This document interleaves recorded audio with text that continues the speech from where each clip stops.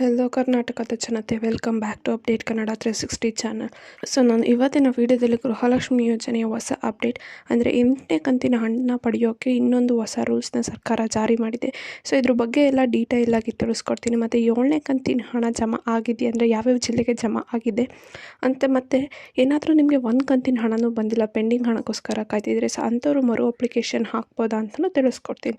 So ಬನ್ನಿ ವಿಡಿಯೋನ start ಮಾಡೋಕ್ಕಿಂತ ಮುಂಚೆ ನೀವೇನಾದರೂ ನಮ್ಮ ಚಾನಲ್ಗೆ ಸಬ್ಸ್ಕ್ರೈಬ್ ಮಾಡ್ಕೊಂಡಿಲ್ಲ ಅಂದರೆ ದಯವಿಟ್ಟು ಚಾನಲ್ಗೆ ಸಬ್ಸ್ಕ್ರೈಬ್ನ ಮಾಡ್ಕೊಳ್ಳಿ. ಹಾಗೆ ವಿಡಿಯೋನ ಆದಷ್ಟು ಶೇರ್ ಮಾಡಿ. ಈ ವಿಡಿಯೋಗೆ 100 ಲೈಕ್ಸ್ನ ಪಡ್ಕೊಳಕ್ಕೆ ಹೆಲ್ಪ್ ಮಾಡಿ ಅಂತ ಕೇಳ್ತಾ ವಿಡಿಯೋಗೆ ಲೈಕ್ ಕೊಟ್ಬಿಟ್ಟು ವಿಡಿಯೋನ ನೋಡಿ. ಸೊ ಇನ್ನು ಕೆಲವರಿಗೆ ಹಣ ಜಮಾ ಆಗುವುದು ಬಾಕಿ ಇದೆ 7ನೇ ಕಂತಿಂದು. ಸೊ ಈ ಕೆಲವು ಪ್ರಮುಖ ಕೆಲಸಗಳನ್ನ ಮಾಡಿಕೊಂಡ್ರೆ ನಿಮ್ಮ ಖಾತೆಗೆ ಕೂಡ ಹಣ ವರ್ಗಾವಣೆ ಆಗುತ್ತೆ ಅಂದ್ಬಿಟ್ಟು ಸರ್ಕಾರದವರು ತಿಳಿಸಿದ್ದಾರೆ. ಸೊ ಬ್ಯಾಂಕಿನಲ್ಲಿ ನೀವು ಇಷ್ಟು ಕೆಲಸಗಳನ್ನ ಸಂಪೂರ್ಣಗೊಳಿಸ್ಕೊಳ್ಳೇಬೇಕು ನಿಮಗೆ ಹಣ ಜಮಾ ಆಗಬೇಕಂದ್ರೆ.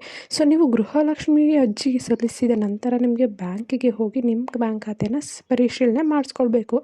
ಬ್ಯಾಂಕ್ನಲ್ಲಿ ನಿಮ್ಮ ಬ್ಯಾಂಕ್ ಖಾತೆಗೆ KYC ಅಪ್ಡೇಟ್ ಆಗಿದೆಯೋ ಇಲ್ವೋ. ಸೊ ಒಂದು ವೇಳೆ KYC ಅಪ್ಡೇಟ್ ಮಾಡಿಸಿಯೂ ನಂತರ ನಿಮ್ಗೆ ಏನಾದರೂ ಹಣ ಬಂದಿಲ್ಲ ಅಂದರೆ ಅಂಥವ್ರು NPCI ಮ್ಯಾಪಿಂಗ್ನ ಮಾಡಿಸ್ಕೊಳ್ಳೇಬೇಕು. ಮತ್ತು ಆಧಾರ್ ಕಾರ್ಡ್ ಅಪ್ಡೇಟ್ ಮಾಡಿಸ್ಬೇಕು. ಜೂನ್ 14, 2024 ಆಧಾರ್ ಕಾರ್ಡನ್ನು ಉಚಿತವಾಗಿ ಅಪ್ಡೇಟ್ನ ಮಾಡಿಕೊಡ್ತಾ ಇದ್ದಾರೆ ಸರ್ಕಾರದವರು. ಸೊ ಆಧಾರ್ ಕಾರ್ಡ್ ಅಪ್ಡೇಟನ್ನು ಇವಾಗ ಸರ್ಕಾರದವರು ಫ್ರೀಯಾಗಿ ಅಂದರೆ ಹಳೆ 10 ವರ್ಷದ ಆಧಾರ್ ಕಾರ್ಡ್ನ ಫ್ರೀಯಾಗಿ ಅಪ್ಡೇಟ್ನ ಮಾಡಿಸ್ಕೊಡ್ತಿದ್ದಾರೆ. ಸೊ ಇದನ್ನು ಮಾಡ್ಸೋಕ್ಕೆ ಆಧಾರ್ ಕೇಂದ್ರಕ್ಕೆ ಹೋಗಿ ನೀವು ಮಾಡಿಸ್ಕೋಬೋದು. ರೇಷನ್ ಕಾರ್ಡ್ಗೆ ಆಧಾರ್ ಕಾರ್ಡ್ನ ಲಿಂಕ್ ಮಾಡಿಸೋದನ್ನು ಮರಿಬಾರ್ದು. ಮತ್ತು ಗೃಹಲಕ್ಷ್ಮಿ ಯೋಜನೆ 7ನೇ ಕಂತಿನ ಹಣ ಕೆಲವು ಜಿಲ್ಲೆಗಳಿಗೆ ಬಿಡುಗಡೆ ಆಗಿದೆ. ಹಂತ ಪ್ರತಿಯೊಂದು ಜಿಲ್ಲೆಗೂ ಕೂಡ ತಲುಪುತ್ತೆ ಅಂದ್ಬಿಟ್ಟು ಸರ್ಕಾರ ತಿಳಿಸಿದೆ.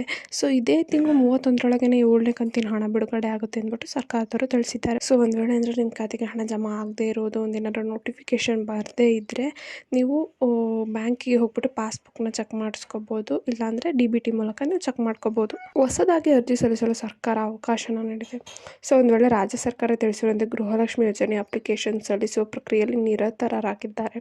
ಅಂದರೆ ಈಗಲೂ ಕೂಡ ಹೊಸ ಅಪ್ಲಿಕೇಶನ್ನ ತಗೊತಾ ಇದ್ದಾರೆ. ಸೊ ಹಾಗಾಗಿ ನೀವು ಈಗೆಲ್ಲ ಅರ್ಜಿ ಸಲ್ಲಿಸ್ಬಿಟ್ಟು ಒಂದು ಕಂತಿನ ಹಣನೂ ಬಂದಿಲ್ಲ ಅಂದರೆ ಅಂಥವ್ರು ಚಿಂತೆ ಪಡಿಸ್ಕೊಳ್ಳೋದು ಬೇಡ. ಸೊ ಎಲ್ಲ ದಾಖಲೆಗಳನ್ನೂ ಸರಿಪಡಿಸ್ಕೊಂಡು ಮತ್ತೆ ನೀವು ಅರ್ಜಿನ ಸಲ್ಲಿಸ್ಬೋದು. ಸೊ ಮತ್ತೆ ಅರ್ಜಿನ ಸಲ್ಲಿಸಿ ಎಷ್ಟೊಂದು ಜನ ಪ್ರತಿ ತಿಂಗಳು 2,000 ರೂಪಾಯಿನ ಪಡ್ಕೊತಿರೋ ಉದಾಹರಣೆಯೂ ಇದೆ. ಸೊ ನಿಮಗೂ ಹಣ ಬರಬೇಕಂದ್ರೆ ಈ ರೀತಿ ಎಲ್ಲ ಇಷ್ಟು ಕೆಲಸಗಳನ್ನ ಮಾಡಬೇಕಂತ ಹೇಳ್ತಾ ಈ ವಿಡಿಯೋ ನಿಮಗೆ ಇಷ್ಟ ಆಯಿತು ಅನ್ಕೊತೀನಿ. ಇಷ್ಟ ಆದರೆ ದಯವಿಟ್ಟು ಚಾನಲ್ಗೆ ಸಬ್ಸ್ಕ್ರೈಬ್ನ ಮಾಡ್ಕೊಳ್ಳಿ. ಹಾಗೆ ಬೆಲ್ಲೈಕನನ್ನು ಪ್ರೆಸ್ ಮಾಡೋದನ್ನ ಮರಿಬೇಡಿ ಅಂತ ಕೇಳ್ತಾ ವಿಡಿಯೋನ ಆದಷ್ಟು ಶೇರ್ ಮಾಡಿ. ಧನ್ಯವಾದಗಳು.